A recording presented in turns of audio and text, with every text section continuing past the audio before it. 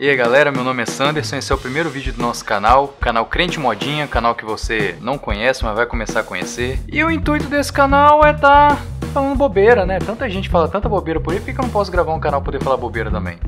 Brincadeira, eu vou estar lendo alguns versículos e vou estar falando, tipo assim, a interpretação cabível desses versículos, o que tinha, né, o que acontecia na época, que as pessoas hoje leem determinado versículo, às vezes passa batido, não sabe o porquê, né, não sabe a situação, não sabe para quem foi escrito, qual o contexto histórico, qual o contexto político. Então vamos lá. O primeiro versículo que eu trouxe aqui, eu vou estar lendo para vocês, é 1 Coríntios 1, 17 e 18. Eu achei uma versão que melhor traduzia do grego, versão católica Ave Maria, que fala bem assim: Cristo não me enviou para batizar, mas para pregar o evangelho, e isso sem recorrer à habilidade de arte oratória, para que não se desvirtue a cruz de Cristo. A linguagem da cruz é loucura para os que se perdem, mas para os que foram salvos, para nós, é poder de Deus. Paulo está falando isso aqui. Essa carta de Paulo foi uma das primeiras a serem escritas do Novo Testamento, se não a primeira, a carta de 1 Coríntios. Mas do Novo Testamento, essa foi uma das primeiras cartas a ser escrita. O contexto que Paulo está falando isso, ele está profundamente influenciado pela cultura romana, que no caso era a cultura grega, né, que era por causa do helenismo, né, que foi o domínio romano, né, que dominou toda aquela parte ali asiática, e com isso ele impôs a cultura dele, mas colocou como regra que seria a cultura grega, ou seja, seria... o idioma seria o grego, e com isso muitas coisas, muitas filosofias gregas foram herdadas, né? Essa questão da loucura, que a cruz é loucura para os que se perdem, fala, o contexto que ele está falando isso, a gente vê hoje em qualquer filme, tipo Percy Jackson, ou esses filmes que falam sobre... Qualquer filme que você pegar de mitologia grega, você vai ver essa questão assim, que é o quê? Que seria a questão de Cronos, vamos colocar assim, a questão da mitologia grega, né? Cronos era o deus todo-poderoso lá, que mandava em tudo, e na época que Cronos dominava, tinha uma profecia que um dos seus filhos ia tirar ele do poder, né? Ia estar matando ele, ia estar tomando esse poder. E aí o que Cronos começou a fazer? Cronos começou a devorar todos os seus filhos, né? Só que aí a mulher de Cronos, o que ela fez? Foi lá e pegou o filho Zeus e escondeu uma caverna, para poder Cronos não achar ele. E deu na hora que ele nasceu, Cronos chegou lá e falou: me dá ele, deixa eu já devorar ele logo, para poder acabar com essa profecia. Aí o que a mulher de Cronos fez? Foi lá, a esposa de Cronos pegou uma pedra, embrulhou num pano e entregou para ele. Cronos foi lá e devorou e não percebeu a diferença, né, de uma pedra para o filho dele. E aí com isso, né, Zeus cresceu, foi Zeus que foi para a caverna, ele cresceu e foi lá e tomou, né, o trono de Cronos e fez Cronos vomitar os seus irmãos. Poseidon, Hades e assim vai. E depois disso que começou a governar, foi lá e prendeu o pai dele junto com alguns outros titãs, né? O Zeus prendeu Cronos com alguns outros titãs. Começou, né, a rolar outra profecia de que no fim do mundo Cronos ia se libertar e ia matar todo mundo. Então esse era o contexto grego da história que Paulo vivia, que ele escreveu essa carta aqui.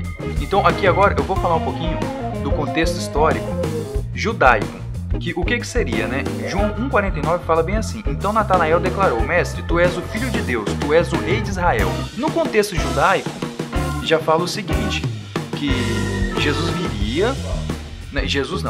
que o Messias viria, e esse Messias que eles esperavam era um Messias político, né? Era um Messias que viria para poder estar tirando todo o povo de Israel daquela situação, que seria libertar o povo de Israel do poder de Roma.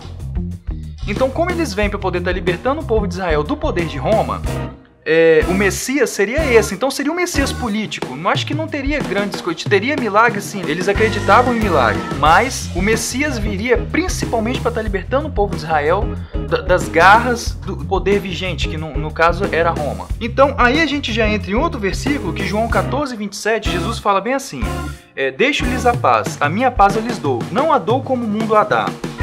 Não se turbe os vossos corações e nem tenham medo. O porquê disso aqui? Como o Messias que eles esperavam era o Messias político, era o Messias que ia tomar o trono, que ia estar libertando o povo de Israel, e o poder vigente na época era de Roma, rolava o quê? Rolava a Pax Romana. O que seria a Pax Romana? É um termo em latim que significa a paz romana, vamos colocar assim. que quando um povo, um vilarejo ou então algum determinado grupo ia contra Roma, para poder eles estabelecer, eles entendiam isso como um conflito. Ah não, a gente tem que estabelecer a paz. Como que estabelecer a paz? Mata todo mundo. Então ia lá e matava todo mundo. Por isso que Jesus fala, ó, eu te dou a paz, não a dou como o mundo a dá. Então Jesus fala essa questão, tipo assim, eu te dou a paz, não a dou como o mundo a dá. Ele tá falando a questão, eu te dou, a minha paz é diferente dessa paz que eles dão. Por quê? Os judeus queriam, né, alguém para ir lá e tomar o trono e libertar o povo. Mas Jesus fala, não, peraí, a minha paz não é essa paz. Entendeu? Não é essa paz de ir lá e dominar todo mundo e matar todo mundo. A minha paz é diferente, eu não te dou essa paz, eu te dou uma paz de espírito, eu te dou uma paz que excede todo entendimento.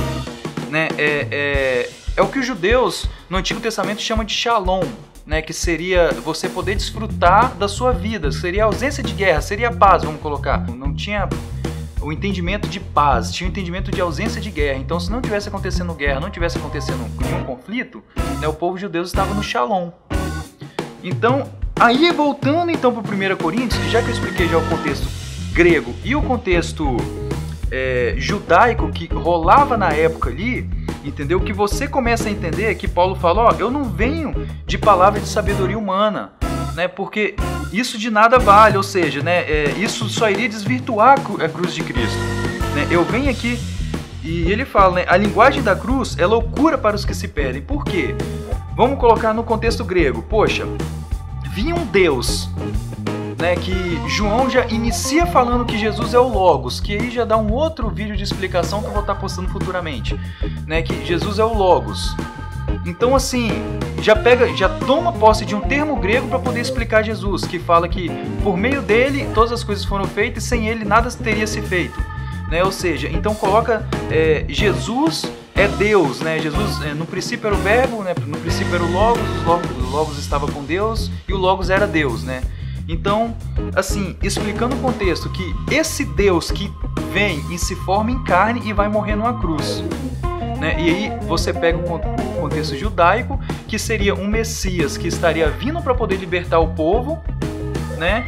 E o Messias esperado, que o judeu esperava isso, que era o Messias que vinha para poder guerrear, para poder, sabe, tá pegando ali e tomando à força o poder novamente para Israel e também morrer numa cruz, entendeu? Então essa questão da cruz, né, que Paulo fala aqui que a linguagem da cruz é loucura, né, é essa loucura que Paulo queria falar, seria nesses dois contextos, e você começa a entender mais ou menos o que Paulo queria falar. Muitas vezes a gente lê esse versículo e passa batido, ou então tira qualquer uma outra interpretação doida que não convém eu estar falando aqui. Sabe, então é esse o intuito mais ou menos desse canal, poder estar falando algumas coisas assim, eu vou estar postando mais vídeos, vou estar postando alguns estudos que eu faço também. E eu espero que vocês tenham gostado, espero que vocês curtam o canal, espero que vocês curtam a página.